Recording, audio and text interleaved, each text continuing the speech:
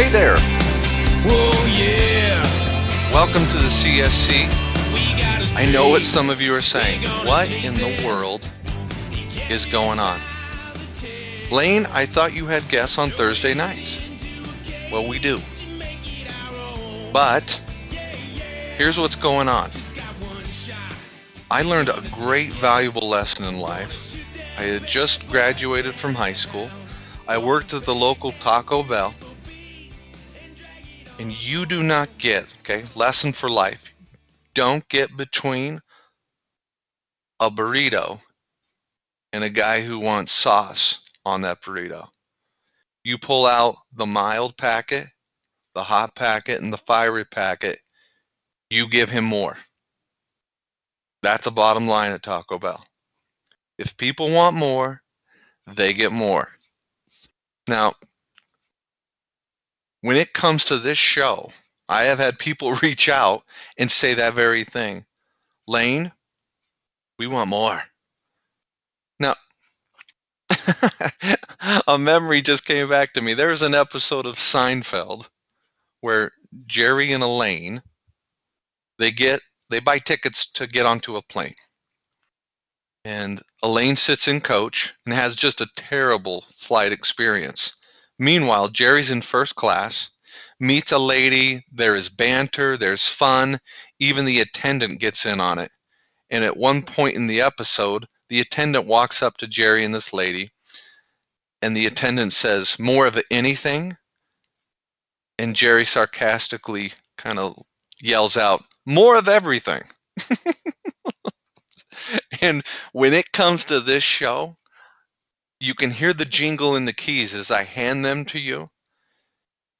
Look at the big long doors, put the key in, open the doors, you climb up the steps, you're driving the bus when it comes to this show.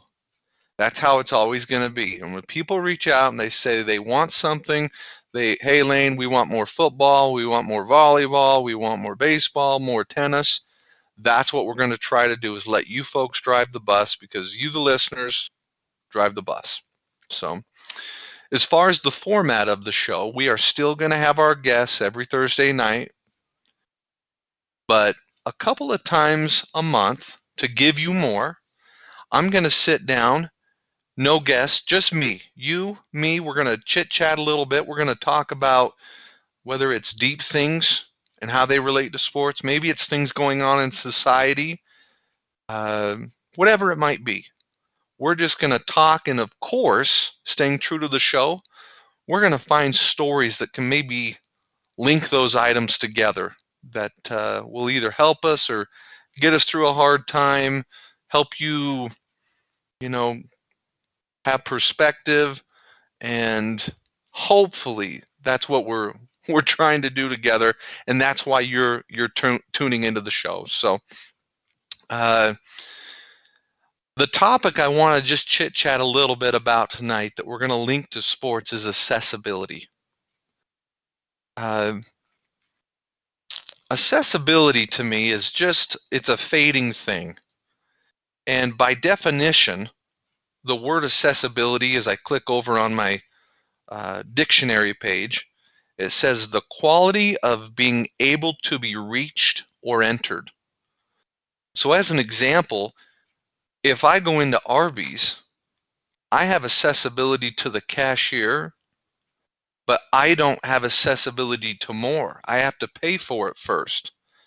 So accessibility and more are actually different things, and I think sometimes those get confused. But accessibility is the ability to have the chance to be reached or to enter. So I think you can agree with me when it comes to our favorite sports heroes currently or even of the past. Accessibility is so much harder now than it was 25 years ago. It reminds me of, I was watching, it was Rudy. I was watching Rudy the other day. And if you remember, Rudy decides he's going to go find a way. And one of the first thing he does after talking to the priests in the movie is he goes to the football stadium. Now, most people would say there is no way he gets into a football stadium. But as he gets there, he sees a chain on a gate and realizes there's just enough entrance to get through. So he gets in, probably has this great experience, steps onto the field. In the movie Hollywood, it's fantastic and magical. But I actually have a couple of similar stories that I want to share with you. And again, please don't take this as I think things are better. I love living in today's society, technology, everything, accessibility to certain things are better. But I'm going to take you back with a couple of stories and maybe just reminisce a little bit, if you will, and think of the past and how maybe there were some good times from the past as well. And one is actually a stadium story. So in the year 1993-94, and for those of you who've listened to a couple of past episodes know that I'm from Preston, Idaho. Our high school had probably 800 to 900 kids in it. Our basketball team had qualified to go to Boise, Idaho, where they held the state basketball tournament. So in high school, and I'm sure some of you had this experience or maybe are having this experience, you'll be in a crowd of people, we'll say in the hallway, and somebody says, "Hey, we're going to the game." And honestly, you could get halfway through the sentence saying, "Hey, we're going," and you turn around and say, "I want in." "Hey, let's go." "Hey, does anybody?" "Yeah, we're in." I mean, they can't even get, everybody wants to be involved. Everybody wants to be doing something. Everybody, needs to be somewhere. So the emotions run high and people need to feel important. So a group of guys had said, "Hey, we're going to Boise." From Preston to Boise was about a 5-hour drive. And a couple of my buddies had said, "Hey, there's this group going." And naturally, before they even finished the sentence, I was like, "Hey, I'm in." So we drive the 5 hours to Boise, and we end up at a hotel. I believe it was called the Doubletree Inn. A little promo for them if they're still around. The Doubletree Inn. So we get there, and it's amazing how, and I can honestly say at 17 years old, 16, 17, that is proof that the brain is not fully developed. This story will prove the brain is not fully developed. So I remember going in the elevator, we go up a few floors, and we get to this room, and I open it up, and there are probably another 7 to 10 guys in the room, and these are all kids from my high school, all guys. And I remember looking around, and we kind of put our stuff down, and as only a 16-and-a-half-year-old can slowly put it together, I finally figured out, a thought came to my head, is like, well, where are these people going to sleep? And I remember counting the people in the room. It was 14 or 15.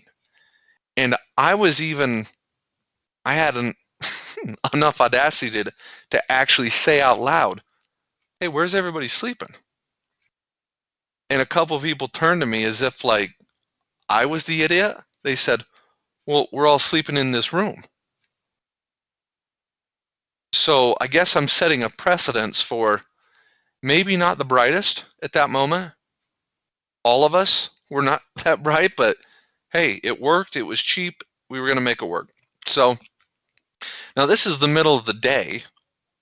We got there in the middle of the day, and so we had something to do. And it was weird because I never really asked a question, but people just said, "Hey, we're going to go for a little walk." And I said, "Okay." Now, I would pay you, let me just pause in the story. I would pay money to go back and have a camera and look at the faces of the clerks of the Doubletree Inn. Can you imagine in the afternoon when normally I imagine it's not busy, and all of a sudden there's 14 to 15 of teenagers who randomly show up, and they're just walking by back and forth. Where did all these teenagers come from? And how come we only see one room checked out on the third floor?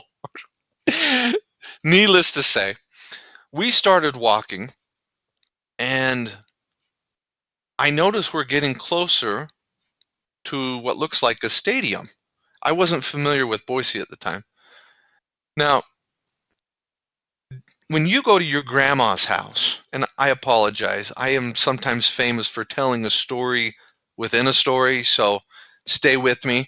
Uh, but when you go to your grandma's house or somebody that's lived in a little older type house, you go to the back and there's that chain link fence. You lift up the handle on it. That's basically what happened. This is going to sound unbelievable. I'm telling you, this is true story. We went to the Boise State football stadium, and that is what it took to get into the stadium. We lift a little chain link fence handle, and the next thing you know, we're in. There wasn't anybody there. Now, granted, this is state basketball tournament, so it's probably, I imagine, January, February sometime, I would guess. Maybe I don't totally remember the month, but I remember it should have been cold, but it wasn't. It was beautiful. The sky was blue and it was warm. The sky blue. Now, for those of you who have ever seen a Boise State football game, you know that the turf is blue. But back then, it wasn't the beautiful turf you see. It was actual carpet. It was literal carpet. I remember being on the field, and we played 7-on-7. It was so much fun. But when it comes back to accessibility, I'm talking those are the kind of fun sports memories I have based upon the fact that you could just get into things that you can't get into now. And there's more money invested and there's more time and effort. But that was a fun story that I look back on, and I still remember some of the actual plays we did. I remember just it was a moment where some kids from Preston got to go, and we walked onto the field. That would never happen today. So again, accessibility, the being able to be reached or entered by definition. So that was one kind of funny story. Let me tell you another story. And again, my apologies on time frames. It's a little, once you get over the age of 40, it seems like things start getting shaky up in the old noggin. But I would guesstimate somewhere around the year 2000, 2001, I was hired to be a sports camp counselor at Brigham Young University. That's a fancy way of saying when you send your kids to a college, there are normally college-age kids, at least that was my experience at Brigham Young. We would go up there, and during the night, whether they had dances, activities, we were basically the chaperones. We kept our eyes on them. We, just made sure they got to and from and tried to have some kind of organizational safety net for these kids that were going to week-long sports camps. So after we sent them off one morning, I was on campus and I started walking. I don't remember why or what my end goal was. And again, this isn't me. I don't try to get into trouble. I'm not looking for trouble. But by definition, I am a snooper. And if it's okay, I'm going to use the word snoop. And not harmful snoop, but just, hey, that looks weird, or, I wonder what that's about. So I am walking. I remember walking from the dorms we were put in. And when I started walking and I look over, and the BYU basketball team plays in a place called the Marriott Center. It's still, by crowd size, it's still one of the biggest stadiums in the United States for a basketball venue. I want to say there's 19,000. It's really a big stadium. So I'm walking along, and on the east side, there are a couple of doors as I'm walking. I look and I see they're wide open. And again, it's the summer, school's out, there's nothing there. So I just kind of said to myself, well, I wonder what's going on there. So rather than just keep walking by, I start making my way over. Now, when I got to the doors, it's natural just to kind of look back over your shoulders, right? I did that. But when I got there, I think in my head, I thought, I'll run into a hallway, I'll run into an entrance into the stadium, but it was a different kind of entrance. When I came to the open doors, it was one of the longest set of stairs I've ever seen, and it wasn't going up, it was going down. And so it's just my nature to say, well, I've got this far, let's keep going. So after what felt like 100 steps, I finally get down and I start piecing together where I am. I'm floor level. And as I'm coming down the stairs, you can eventually hear the sound of a basketball. And then it's accompanied by squeaky shoes. And then you can hear people kind of breathing, talking. And I stop and I remember thinking, having that moment of, okay, am I going to go farther? And I decide if I am going farther, I've got to have that look on my face like I belong. So I decide, I can't see everything, but I just decide I'm going for it. So I walk into the Marriott Center, and there's a practice going on. Now, for anybody that follows sports, or BYU sports in specific, I remember walking in, and the first person I remember looking over and seeing is Coach Steve Cleveland, who was the BYU coach, I want to say, for a good decade. He revived BYU basketball. They were 1-25. They brought Steve Cleveland in and got the program back to where it was. So I walk in, and there's a basketball game going, and I remember seeing one person really dominate the game. I didn't know who it was, but I made a mental check note of that kid right there is the best player on the floor. So as I watched BYU basketball later, I put 2 and 2 together. His name was Travis Hansen. He had white hair. I remember he had a tattoo on one arm, and that was not normal at BYU. So that kind of caught me off guard. But, and I know some of you are saying, dude, tattoo, really? That's how you? I'm just telling you, it's a little different. You know, it's not what it was. This is 20, 25 years ago, so everybody relax. But I just remember seeing Travis. The other unique thing about Travis was he has always been associated with looking like Eminem. Look at Travis Hansen and then go look at Eminem, and you'll go, wow, those guys are kind of similar, because what happened is Travis in college, he shaved his head. And I tell you, he was a spitting image. But the other thing that was so great about Travis, watching him, was just a joy. It was pure joy. And I remember he would get these moments in a game where it's almost like he had this look. Like, do you remember Robert De Niro? I don't remember if it was Taxi or what it was, but Robert De Niro's like, you looking at me? You talking to me? You looking at me? You got a problem with me? I know you. I don't see anybody. You got a problem with me? That's what the look on his face was. And I remember multiple times him dunking on people after he had that look on his face. So those are the few stories I share in this episode about accessibility. Now, there's something I want everybody to remember as we wrap up this episode. Even though it's fun to look at the past, make sure we're living in the moment.